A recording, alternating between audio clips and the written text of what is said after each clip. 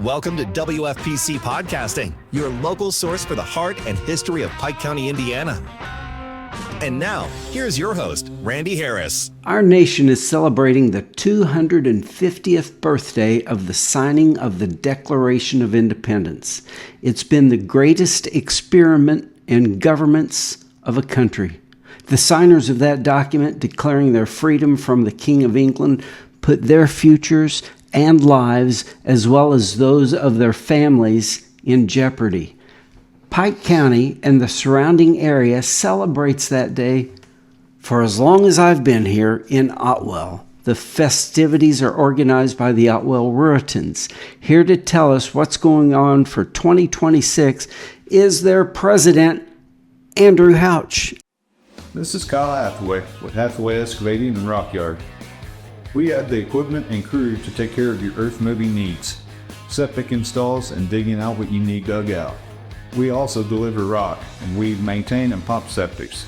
We're just a couple miles away. Call Hathaway Excavating at 812-582-2646. WFPC is sponsored by the Dustin Schnare Agency for Indiana Farm Bureau Insurance. Dustin and his staff, including Tyler Dillon, are right here in Pike County. It's face-to-face, and they guide you through the process of insurance. Whether it's home, auto, farm, commercial, or life, the Dustin Schnare Agency is here to help. Call the Dustin Schnare Agency at 812-766-1117 or stop in at the new office on State Road 61 at Petersburg. This program is sponsored in part by Dr. Clint Schultz with Schultz Eye Care in Petersburg. Schultz Eye Care offers comprehensive dilated eye exams, contact exams, a huge selection of name brand frames for glasses and sunglasses, and if you buy a pair, get a second pair at 50% off and a year's supply of contacts at 25% off. Schultz Eye Care is an independent office and are open through the week except Tuesday afternoon. The phone number is 812-354-9400. Andrew. Hey, Randy. Nice to be here with you today. Glad you're here. Thank you. Andrew, you've done this for a few seasons. I've been involved with the Ruritan Club. Once I finished college and found a wife, I guess you'd say, and built a home in Otwell. I started years ago being active with the Ruritan Club, helping out, and then eventually became a board member and moved into a president role. And this would be my 8th year as Ruritan president. Fabulous. You must do a good job at it. I feel like I do sometimes, and sometimes maybe it's just I don't know if there's any other option some days. So, getting personal with you, what year were you born? I was born in 1984. Okay. So when you were about 5 years old, that was the first 4th of July I experienced at Otwell. Okay. And I drove a little 1986 Toyota truck, and I squeezed in to squeeze in before the parade route starts, and I pull into in front of Bookta's, mm-hmm. and Elmer was standing right there. Yep. And he said, "Boy, move that car for me." So I moved it, and he said, "Open the back of that trunk," and he said, "Get yourself one of those hats." Yep. But he was a great guy. Mm-hmm. He was very involved in the community. The Otwell Ruritans, when did you start doing this? When did I start myself? Or when the history? Do you know any of the history? So the Ruritan was formed, I believe it was October 10th, 1957. I don't have the paperwork on me, but there was several charter members that were involved with getting this started. I believe that we have one remaining charter member still with us. Wow. And he's still a board member. Wow. But I think he is the last remaining. Who is that? That is Jerry Traylor. He's from Otwell area. Sure. But I believe, I don't want to misspeak on that, but I believe he is the last one remaining. So we were formed in 1957. I do not know when the first festival was for the 4th of July. All I can tell you is I'll be 42 in August, and as far as I can remember, it's always been going on. And if you said you were there in 84, then 89, in 89, then obviously it's been going on, before that. And it had been going on for years before that. Yep. So we need to drive out to Ivy and ask Jerry. Yeah, we'll have to do that. He might still remember when that was. So. I bet he will. Yeah. Is this year different than all of the others? It is. I want to say it's similar to years past, but we've added a few extra things this year just because of the American 250. Some of those would include this patriotic concert that we're putting on the evening of July 2nd. If you look at the lineup, that's Thursday night. Yeah, right? That's that Thursday night. We have the Pike Central Swing Choir that's going to be out there to open the show for us. So trying to have some local people, to kind of help, drive some people to come out and enjoy the show, but also incorporate them and honor and, see how they can honor the nation on the big celebration. And then moving down through that, the next acts is almost what it's been described to me as a songwriters in the round that you would see in Nashville. Great. With Jamie Teachner, Jason Matthews, and Joe West. They will all three be on stage together. And while folks out there may not recognize their names, they are folks that they're creating the music. So they've worked with several of the famous artists that you hear on the radio. Most of their songs have been recorded by a very popular recording artist. Big names: Keith Urban, Yeah. Toby Keith, Tim McGraw. Yep. So that they'll be kind of going through, and it's more of a a traditional concert. Someone comes out and plays music and kind of gives you a little bit of a background, but this will be more of a, hey, we're going to play some songs. We're going to talk about how those songs were created. Kind of give you a little bit of a background on the songwriter portion. That is fabulous. Yeah. That's incredible. Yeah, and then one of the key things that Mr. Teachner does for all his shows is, I believe he ends their portion with the Sempre Supra, which is the official anthem of the United States Space Force.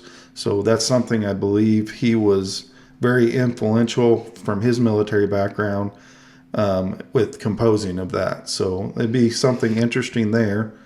So you've got some patriots. Yeah. And then to finish the evening, we've got Rodney Watts and his band, which is another local one.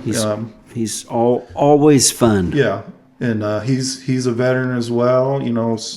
Served for our country. So tried to put the lineup together and towards the American 250, but also with the veteran background in mind. That's fabulous. So I will say about the concert, this is something that we as the Ruritan Club, working with the Otwell Progress Committee this year, we were able to secure a grant through the Indiana Arts Commission to help with the funding of this. And then we've had several other donations to be able to put this all together and offer this free to the community. Yeah, those are, you look at who these songwriters work with. Yeah. Trisha Yearwood, Blake Shelton. Yeah. It's Randy Travis. Did I mention Luke Bryan? Yeah. Yeah. And that's big stuff. Yeah. So I'm really interested to see how it all comes together, and hopefully it'll be a nice evening of good music, and hopefully get some background on some of the stories behind the music, I guess you'd say. We've got something planned for this podcast on something like that coming up. So not these, but yeah, that's great. And this all starts on Thursday Yes. July 2nd. Yeah, the main events start Thursday, July 2nd. Obviously, we have a little bit the Sunday prior to, I believe that's the June 28th, and we will kick that off with our community-wide church service, which has been something that's happened year in and year out for the past several years that I can remember. Well, that's great too. And then we'll kick it off with the Little Miss Firecracker contest that evening, or that afternoon, I should say. We added a American 250 type dress category, so it'll be kind of around. So they're going to come out dressed like a colonial. It's not going to be necessarily 1776 attire, but it will be a patriotic type theme. Just trying to show some honor towards the American 250. That's wonderful. We've still got that. We look on the news and we see all the negative, Mm-hmm. and you see the big cities, Yeah. and you think, isn't that sad? Otwell, Indiana, you're still thankful to be from America, yeah. the United States. Yeah, and I think the local community has the same feeling from what I get, just judging by the amount of people that come out every year and help support us. And just this year with the fundraising we were able to do and the amount of support we've received, you can tell it still hits home, I guess you'd say. Great.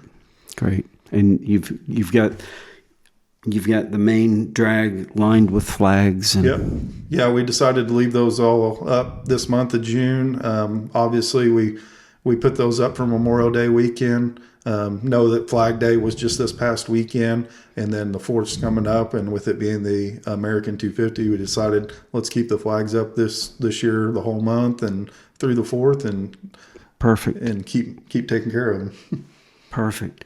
So you've got let's back up, coming up on Sunday, the 28th, you've got the community-wide church service. Yep. And then you've got Little Miss Firecracker. Yep. Then you skip a couple days and you break ground on Thursday, 5 o'clock. You open up the grounds.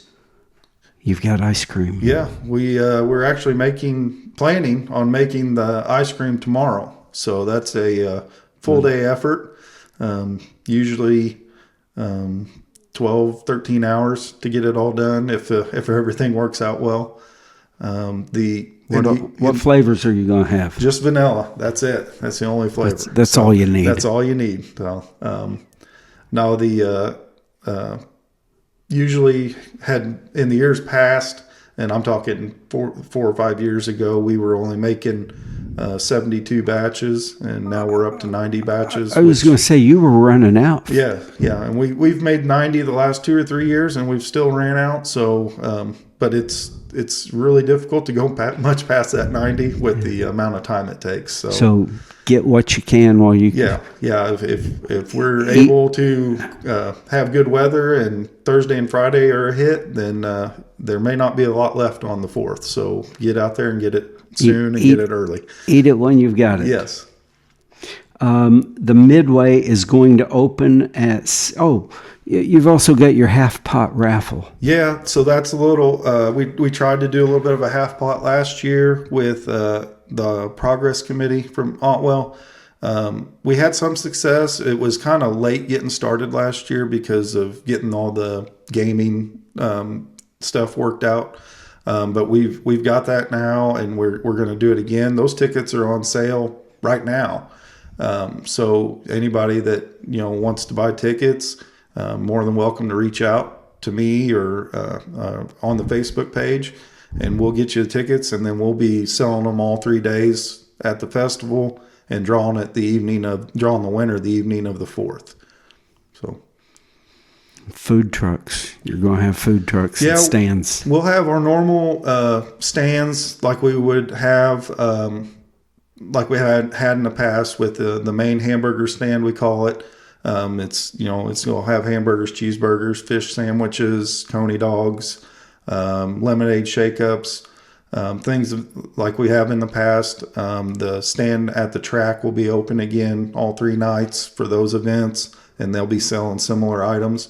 I believe right now, as of today, I've got about 14 different vendors that are planning on being there. So wow. A couple different food trucks, couple carnival type food trucks, caramel apples, cotton candy, funnel cakes, things of that nature. And then we'll also have those that are there to sell some goods that they make or that the kids are interested in. I know these Squishmallows are very popular big, now. aren't they? I think there's a vendor that'll have some of those. So we'll have a good variety for anybody that's wanting to eat, drink, buy, whatever. Great. Yep. You kind of kick off the festival season here. Yeah. We start a little bit earlier with it being on the 4th, obviously, and then it seems like it's fair week after week into all the leading up to the state fair. So yeah, we kind of kick things off. This program is sponsored in part by the Log Inns Farm, Bed, and Breakfast, just 3 miles west of Petersburg off of State Road 56. It's peaceful, quiet, and you're surrounded by nature in a traditional farm environment. It's nestled in the countryside of a southern Indiana working farm growing grain, hay, and livestock. It incorporates 2 vintage log cabins. Call the Log Inns Farm Bed and Breakfast at 812-354-2192.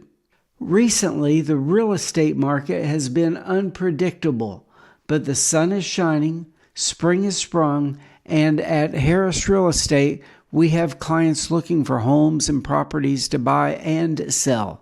Let us help you. Real estate is local. We are local. We know the business. We know the community. Harris Real Estate has listed and sold hundreds of properties right here. We know Pike County. Harris Real Estate, 812-380-1065. Spring is here, and it's time to get winter off of your vehicle. When you wash your vehicle on a regular basis, there are many advantages. You're easier to see, you preserve the life of your vehicle, help maintain its value, enhances vision, and it just looks better. And washing with a wand, you can get into those crevices underneath, brush with a soft bristle brush, and then hose it off. Stop by Petersburg Car Wash today, 401 South 9th Street, Petersburg. Keep it clean. Thursday. Yes. Midway opens, and the concert also starts at the same time at 6 o'clock. Now, at 7 o'clock, you're having the tractor pull. Is that going on the same time the concert's going on? Yeah, and so the way we have this planned, the concert is going to take place on the south end of the grounds, away from the track. The tractor pulls we have that night are garden tractor pulls, so like lawnmower size type pullers. They are loud, but they're not loud enough to obnoxious. Well, it depends on your opinion, but yeah, they should not interfere with much with the sound system and everything we have set planned for this concert. Different area. Yeah. So we hope that will be just fine. If the weather's inappropriate, obviously the concert would be in the gymnasium there, and the pullers wouldn't be pulling. So no issues. But I don't think it'll be too big of a deal there. I think it'll be separated enough. The noise from either won't really bother you. Great. Moving ahead, Friday, July 3rd. You're getting really close. Yeah. 5 o'clock. Come get your ice cream, your half-pot raffle. Yep. Food stands open up. Yep. 6 o'clock, the Midway opens. Describe the Midway to us this year. So the Midway is going to be similar to last year. Last year was the first year we had went away from amusement rides and went strictly to inflatables. We had what I would consider good success with the inflatables last year. I heard a lot of good comments. And all 3 nights we were open last year, the Midway was full. There was kids, standing in line ready to jump on a jump house or do some type of interactive. There was good comments that came from that. Who's your target for 10, 11? So we always try to plan these events around a family atmosphere. So we understand that, the teenagers may not be exactly wanting to go jump in a jump house. And I completely understand that. That's why we offer some of these, type of inflatables that are maybe a little bit better for older kids. And then also have the events themselves that they may be attracted to as well. The inflatables themselves, those are more than likely for most of the smaller toddler to preteen, teenager type age group, giving them something to do. Something new we're doing this year, working with the inflatable company, Jumping Jacks Entertainment out of Huntingburg. We added a 9-hole mini golf course. We thought maybe that would be something. Those older kids, 13, 14, high school, they can go practice their putting and it's something parents may want to do with their kids very too. much. So we're trying to always think about how to incorporate the whole family, and keep everybody happy.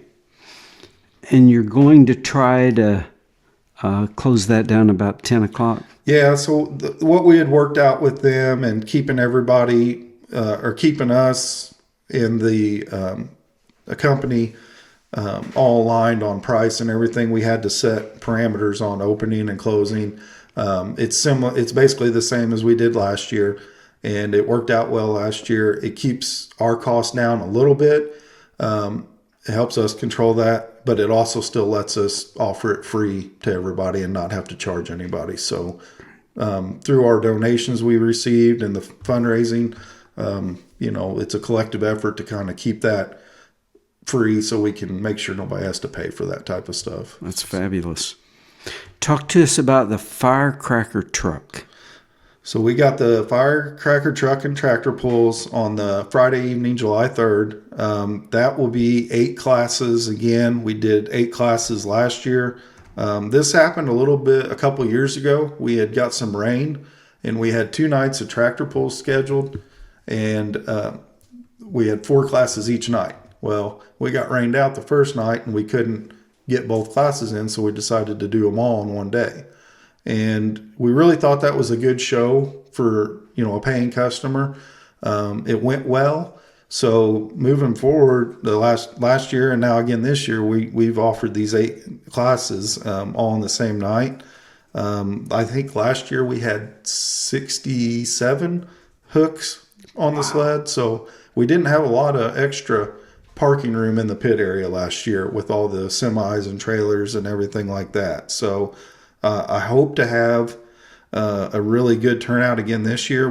We're offering, the same classes. We've got the ITPA group that's coming in, and they have their super stock 4-wheel drive trucks, their pro stock 4-wheel drive trucks, and then this year instead of a 2.6 diesel class, we went with a 3.0 diesel truck class, which usually has a few more participants in it.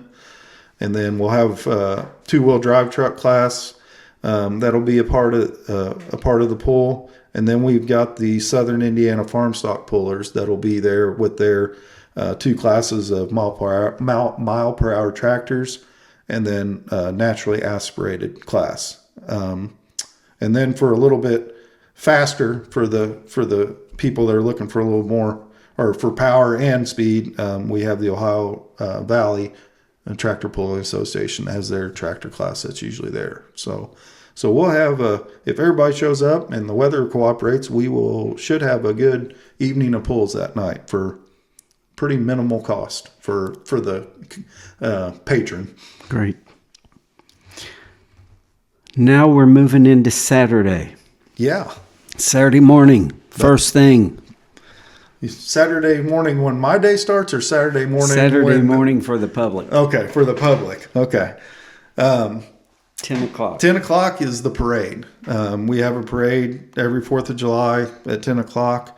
Usually it varies year to year, but anywhere from 75 to 100 registrations. So sometimes it can be 35 sometimes minutes long, sometimes it's 50, 55 to an hour. It usually depends on how many people are registered. With it being a Saturday this year, I believe hopefully registrations for that will be up. But yeah, we'll start at the old elementary school there in Otwell and proceed through town, around the big curve, and then Come back past the firehouse and then turn off and come around. But it should be a good time. There's usually plenty of candy being thrown out for the kids that are watching. This year, our Grand Marshal, we're just calling it the Veterans of Pike County. So we've got a few of them. We've got. I've heard of a few. We're the registrations are ongoing. So hopefully here in the next couple of weeks we'll get a better idea. We are going to have hopefully as many veterans as we can in the parade. And then for those that can't ride in the parade, we'll have some additional seating up around the main area by Bookdy's old building where the announcer is, just so they can have some special area of seating. Great. So I'm going to back up. Okay. If this starts at 10 o'clock, when does your morning start? 5? Usually a little earlier than that. 4:30. So that's the day we offer the barbecue chicken and rib meals. So in the years past, over the last 8 to 10 years, we've been starting around 3 a.m. Wow. in the morning, which isn't bad. But usually the night before with the pools, I don't get home till about 1 sometimes. So You take a cat nap. It's a and quick you're back at it. turnaround. Take a cat nap, take a shower, and get back at it. But a group of us guys get out there around 3 and start lighting the grills and the smokers to start cooking the chicken and ribs. And we've been getting done about 9 or so. That way we give everybody in the kitchen plenty of time to get the meat sorted and ready to serve.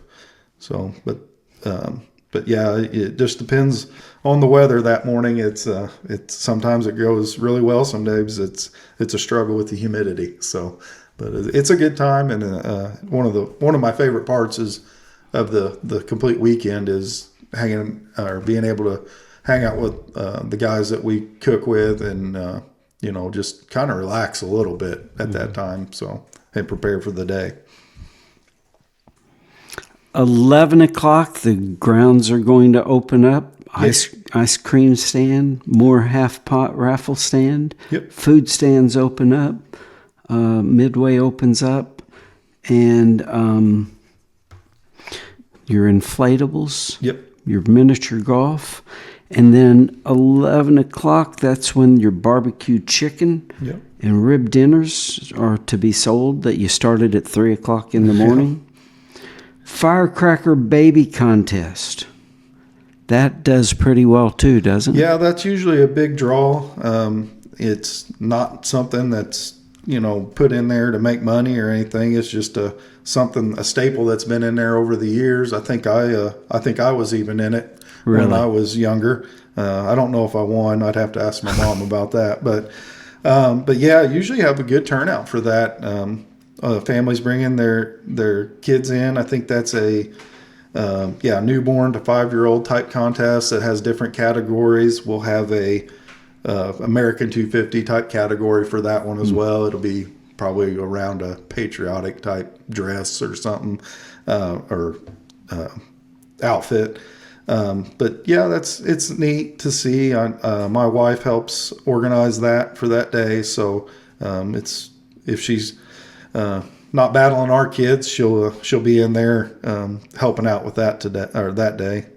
I love to see all this patriotism. Yep. We are so blessed, and we so often forget that. Yep. But in this small community, that's what it's all about. Yep. I agree. Bingo. Yep. That gets pretty competitive. Yeah, I've seen some competitive bingo. No, it's something we've had for years in the afternoon after the meal. We've always offered bingo. We're able to do it again this year.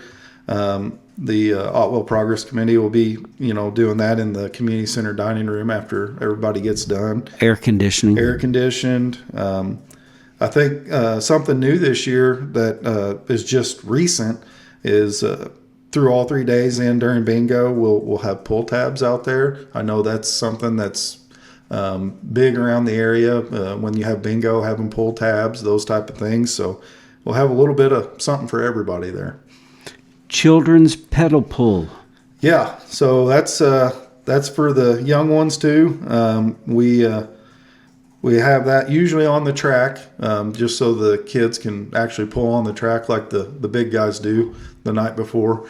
So it's just a pedal pull in different age groups. Were you ever in that when you were a kid? I remember being in that when I was almost aged out of it. So I think I got in it 1 year on one of the last years I was eligible.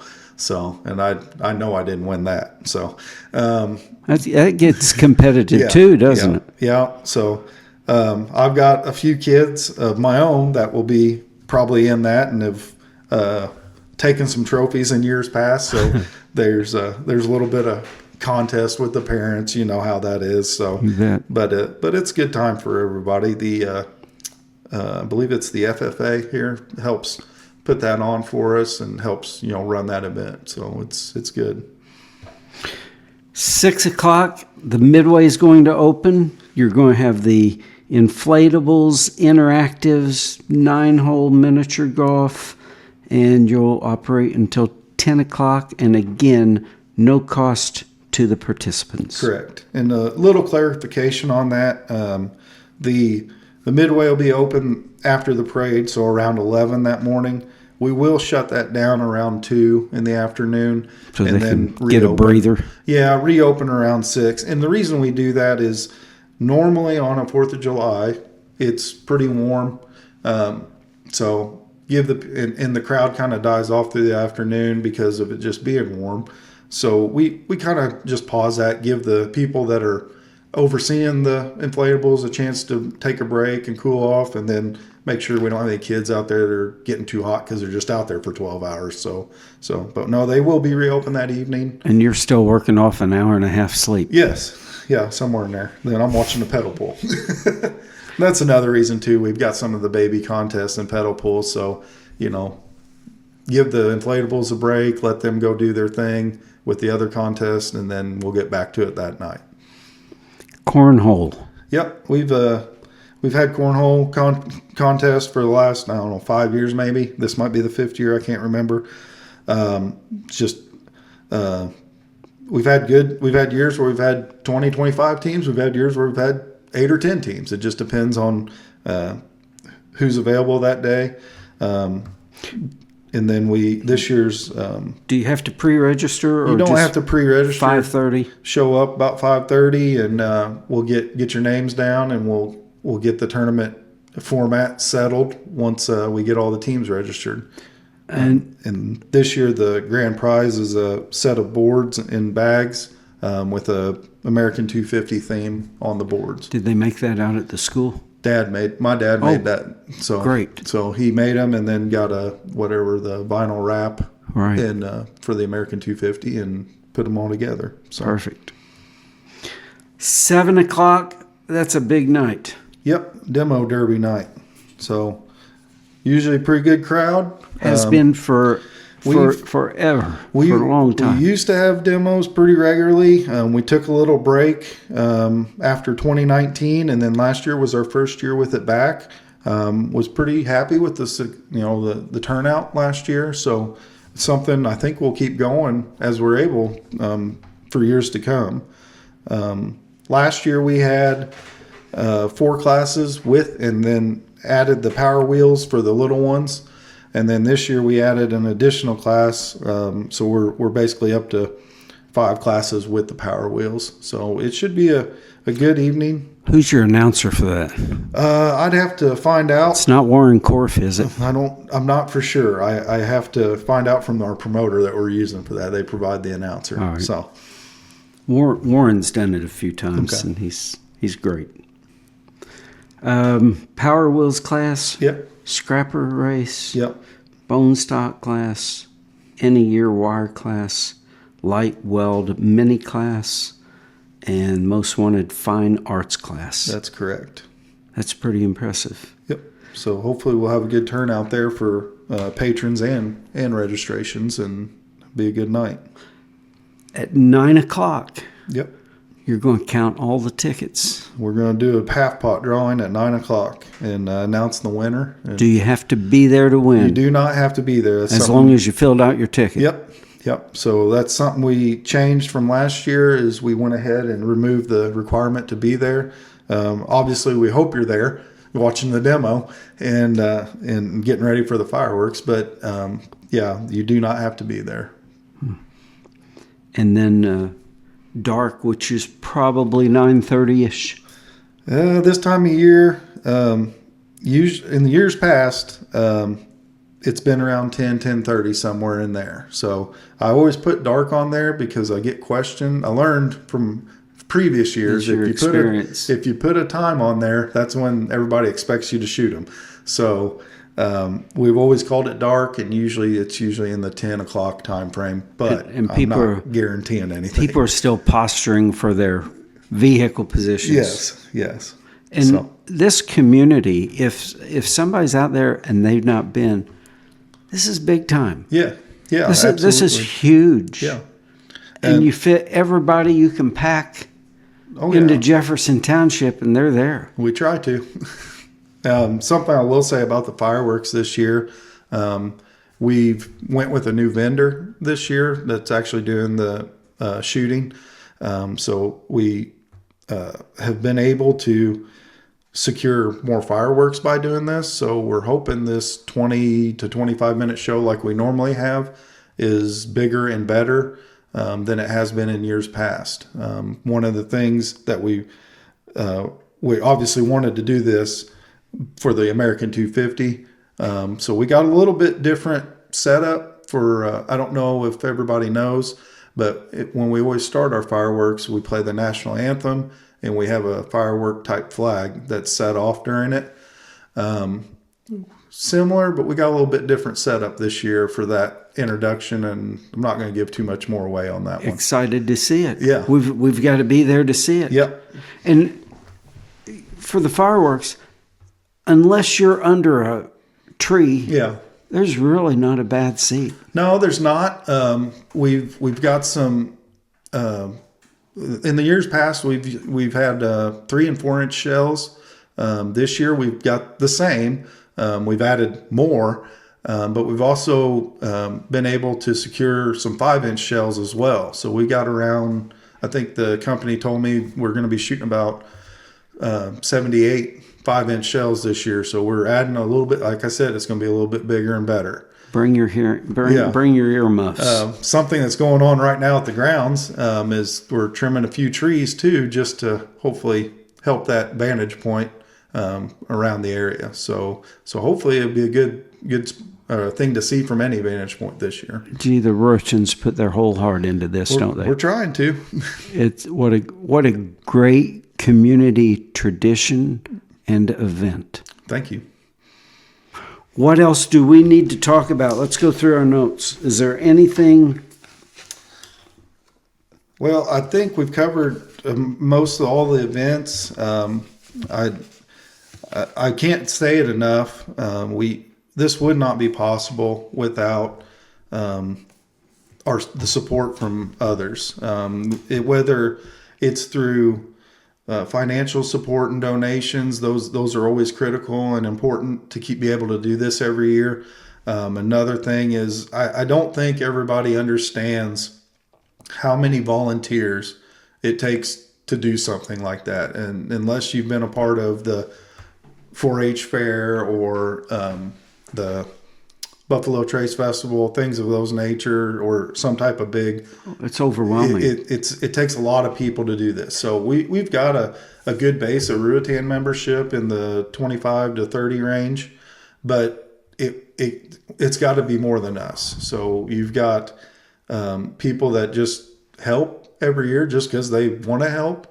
We've had years where people from the high school that are needing community service type, stuff have come, and I'll sign a paper, trust me, if they're coming to help. And then we've got others that are out there that, like I said, if they can't volunteer or they can't financially do it, they're they're loaning equipment, they're loaning their services, they're things of that nature. So you've got 25 to 30 Ruritan members. Yes. Are you telling us there's room for more? And if somebody's watching this, what do they need to do to get involved and help? All you got to do is reach out to me. My name's on every piece of paper. It's out there with my number, or you can reach out to the Facebook group, Otwell July 4th celebration. My wife manages that, so she will get the information to me, and we can get you signed up. What do you need to qualify to be a Ruritan member? Be willing to provide goodwill and service to the community. That's about it. Do you have to live in Jefferson Township? No, not necessarily. We've had folks in the past that have lived in Du Bois County that have been members. We've got others that don't necessarily live in Jefferson Township, so it's not a requirement. But you got to care about the community. You got to care about the community and want to help volunteer. What else do the Ruritans do? I mean, this is intensive. Yeah, I get it. So we do. Obviously, this is our biggest fundraiser. It helps us do what we can throughout the year. But we do stuff for Otwell Miller Academy throughout the year as we are able. I know we're big on education, so we've been lucky enough and financially able to support scholarships to graduating seniors. It's like right now I've got 15 or so applications that I'll go through, and then we'll award 2 to 3 of those scholarships in August when we have a appreciation meal for all the volunteers that help us in July. So if those kids are wanting extra credit, if you are one of those that have sent me an application for a scholarship, showing up to help on the 4th weekend would definitely boost your buy some boost your resume. But no, that we're able to do that and give back however we can throughout the year. I've got a 15-year-old who may or may not be listening. Okay. But that'd be a good volunteer day for her. Understand. And her buddies. Andrew, this is great. We so appreciate all that you do for the community. Okay. Appreciate it. Anything we're forgetting? No, I just want to again reiterate and say thanks to everyone that helps make this possible every year. It's something that I grew up going to every year when I was younger. And then as I got older and got through with schooling and stuff and started a family and a career, I wanted to be able to keep this going for my family, and generations to come. So that's why I keep doing it. It is tiring some days, and it does require a lot of effort. Not just from me, but from the group as a whole. But it is something worthwhile, is the way I feel. So it's something I want to keep going for future generations, if at all possible. Great. Well, thank you. All right. Thank you. Thanks for joining us for this episode of WFPC Podcasting. The program is brought to you by Hathaway Excavating and Rock Yard, Schultz Eye Care, the Log Ends Farm Bed and Breakfast, the Destin Schneer Indiana Farm Bureau Insurance Agency, Harris Real Estate, and Petersburg Car Wash. Please thank our sponsors for their continued investment in Pike County. A new program appears each Friday on WFPCpodcasting.com, exploring the people, information, and news right here in Pike County. See you next week. Thanks for watching WFPC Podcasting, your local source for the heart and history of Pike County, Indiana. From back roads to town centers, we bring you the voices, stories, and news that shape our community. Join us on this journey through the past, present, and future of Pike County, Indiana. Tune in next week for the next episode of WFPC Podcasting.